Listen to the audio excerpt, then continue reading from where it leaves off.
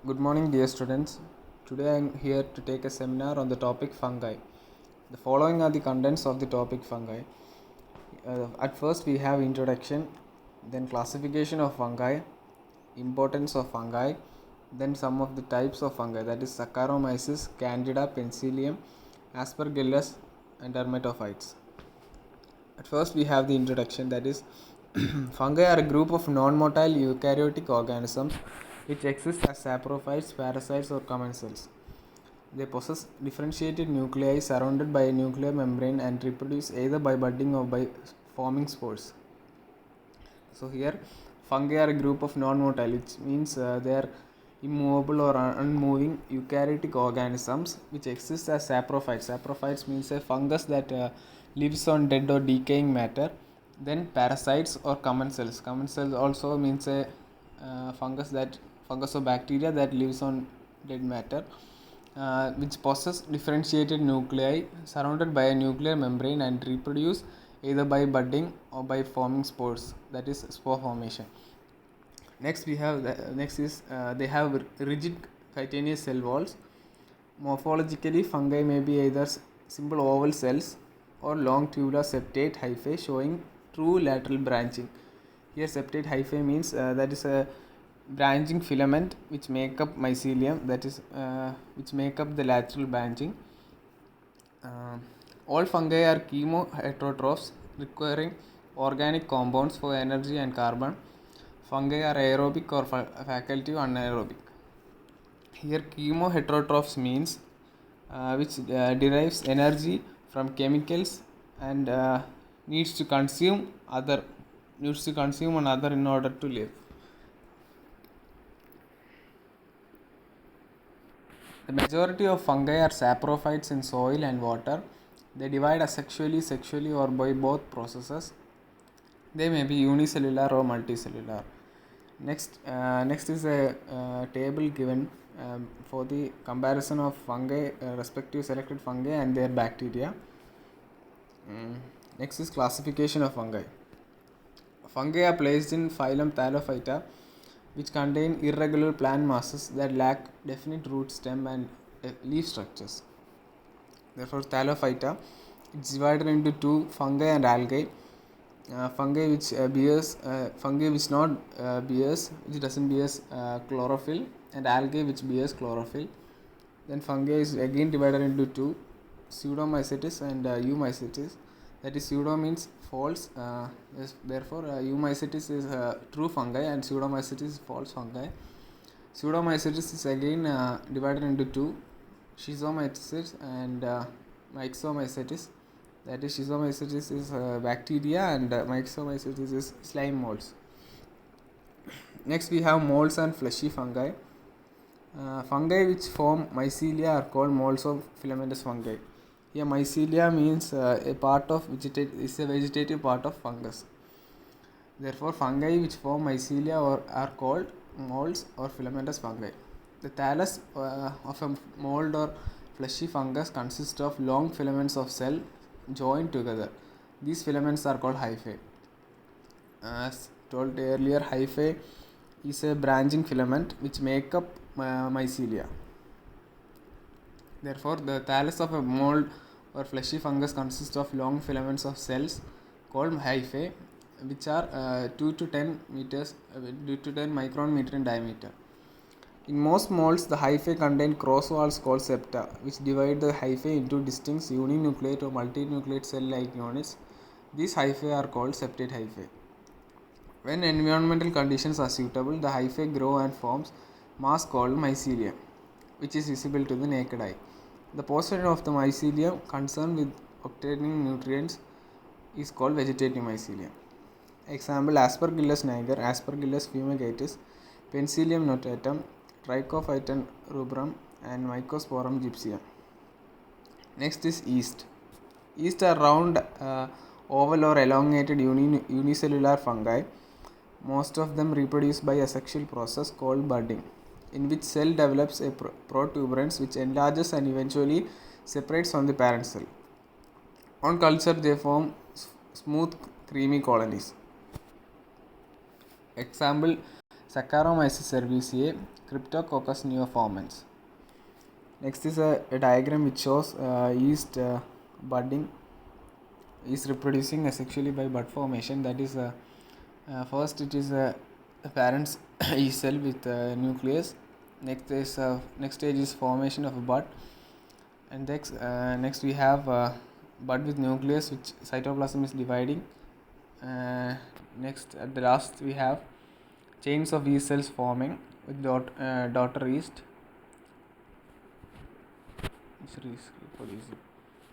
Next, we have yeast-like fungi. In some yeast, like Candida albicans, the bud remains attached to the mother cell and elongates, following by a repeated budding, forming chains of elongated cells are called pseudohyphae. This diagram, it is a pseudohyphae of Candida albicans, where you can see that some bud remains attached to the mother cell and elongates. This is called a pseudohyphae. Next, we have dimorphic fungi. Some fungi, mainly pathogenic species, exhibit dimorphism, which means two forms of growth. Such fungi can grow either as a mold or as an yeast. The mold-like forms produce vegetative and aerial mycelium. Example: Mucorrhoxae, Histoplasma capsulatum, Blastomyces dermatidis, and Sporothrix shinki. Next, we have systemic classification of fungi. That is Phycomycetes, Ascomycetes, Basidiomycetes, and Fungi imperfecti. First, we will see about Phycomycetes. They are fungi having non-septate hyphae. They form endogenous asexual spores contained within sac-like structure called sporangia. Phycomycetes also produce sexual spores known as oospores or zygospores. Example: Mucor, Rhizopus, etc. Ascomycetes, they form sexual spores within a sac and are called ascospores. The sac is called ascus. They form separate septate hyphae. These include both yeast and filamentous fungi. Example: Candida, Histoplasma. Next, we have Basidiomycetes. They reproduce sexually and form septate hyphae. These basidiospores are born at the tip of basidium. Example: Cryptococcus neoformans. Next, we have fungi imperfecti. These are also called Deuteromycetes. They consist of a group of fungi whose sexual phases have not been identified. Many imperfect fungi form septate hyphae and sexual conidia. Example: Trichophyton. Next, we have the importance of fungi. Fungi are important sources of antibiotics. Its example is penicillin. Yeast and molds are good sources of different enzymes. Example: amylase produced from Aspergillus species. Molds, Aspergillus species, are used in the production of citric, oxalic, and gluconic acid. Fungi have been used to alter the texture, improve the flavor, and increase the palatability and digestibility of natural or processed foods. Example: Penicillium species is used for ripening of certain varieties of cheese. Edible, wild, or domesticated varieties of mushroom are important sources of food. Next is yeasts are used for fermentation purposes in the production of beverages, juices, as well as brewing and baking. Example: Saccharomyces cerevisiae. Molds are also used for the production of industrial alcohol by fermentation. Example: Fusarium species. Fungi have capability to break down complex organic substrates. This is an essential activity in the recycling of carbon and other elements in the cycle of life. Next, we have the types of fungi, that is Saccharomyces. Saccharomyces cells are elliptical, which means they are in a shape of ellipse, are elliptical, which are measuring about 6 to 8 micron meter. They multiply asexually by budding process. A raised scar remains present on the cell where a bud has formed. During budding, the nucleus divides by constriction and a portion of it enters the bud along with other organelles. Here you can see that a bud and bud scar.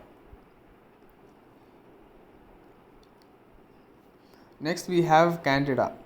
Candida albicans is an ovoid or spherical budding cell ranging from 3 to 5 micron meter in diameter, which produces pseudohyphae or false hyphae, gram stained smears, and potassium hydroxide wet mounts from lesions from the mucous membrane of the mouth, esophagus, vagina, and skin shows budding gram positive yeast cells and pseudohyphae.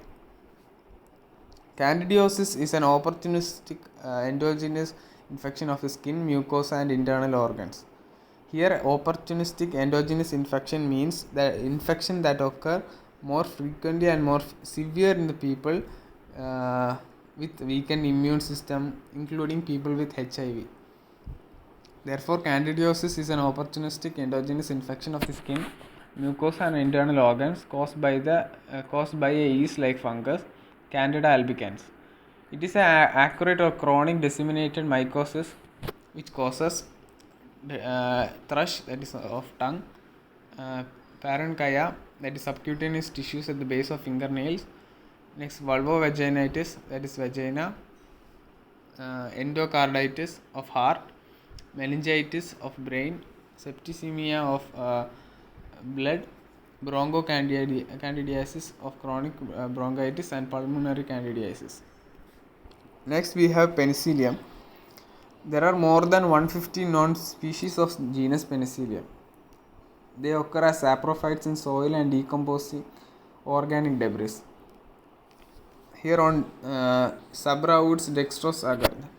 Sabra-Woods agar is a type of agar growth medium which contains containing peptones, which is mainly used to cultivate dermatophytes, Deuteromycetes, Penicillium, and other types of fungi.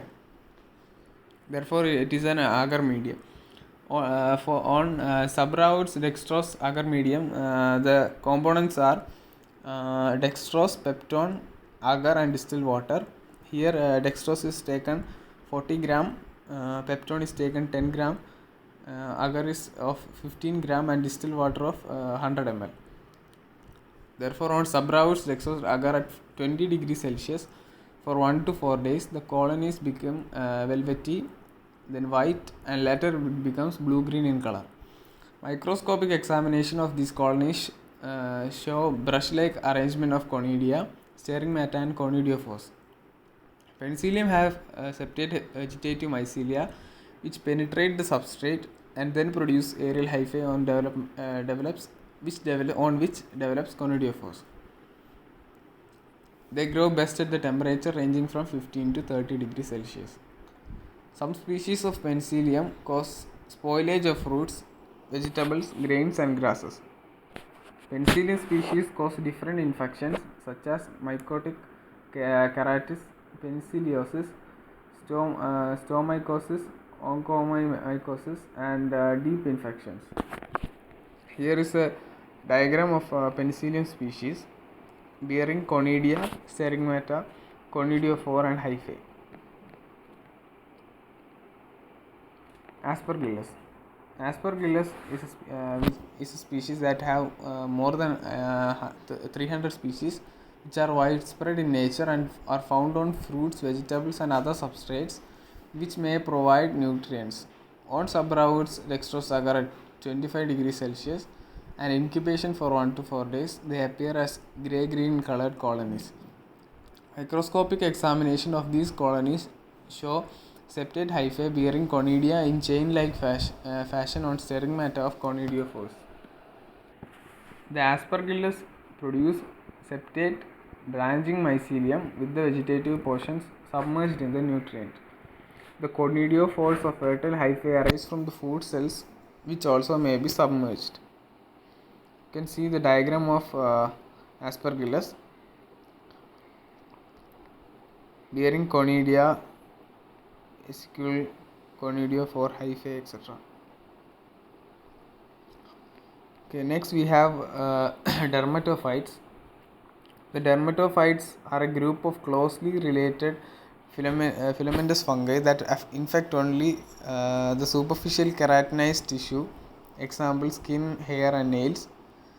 They cause a variety of clinical conditions, collectively dermatophytosis or tinea or ringworm.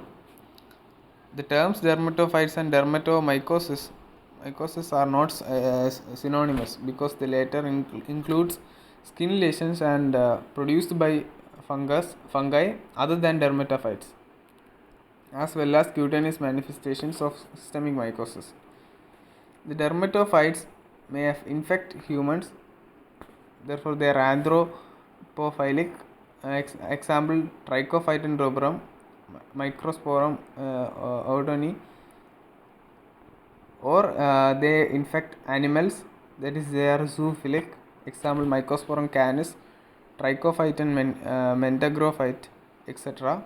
Or infect which grow in the soil, therefore they are geophilic. Example: Microsporum gypsum and Trichophyton agelloi. Next we have trichophytans. Their colonies may be powdery, velvety or waxy with pigmentation and characteristics of different species. This genus produces more microconidia than macroconidia. Walls are smooth but may be thick or thin. Spores occur in chains and are localized inside the hair shafts. Trichophytans infect skin, hair and nails, causing tinea corporis, tinea pedis, tinea cruris, tinea barbae and tinea unguium. Here is a diagram of trichophyton which infect the skin, hair and nails. Next we have Microsporum. Their colonies are cottony, velvety or powdery with white to brown pigmentation. Microconidia are relatively scanty and macroconidia are the predominant spore form. They are Microsporum are spindle shaped with thick roughened walls. Some of the examples are Microsporum gypsum, Microsporum canis, Microsporum odini. Here is a diagram of Microsporum with white to brown pigmentation. At last we have epidermophyton. Colonies here are powdery and greenish yellow in color. It produces smooth, thick and large macroconidia that are usually composed of 2 to 4 cells. The pathogenicity of dermatophos is not understood. The fungus grows in the keratinized layer of the skin throughout the thickness of nails and inside hair shafts. The keratin being attacked by extracellular enzyme. The dermatophytes vary in their ability to attack particular structures or areas of the body. Persons with dermatophytes sometimes have skin lesions believed to represent an allergic condition to fungal antigens that spread from site of infection. Thank you.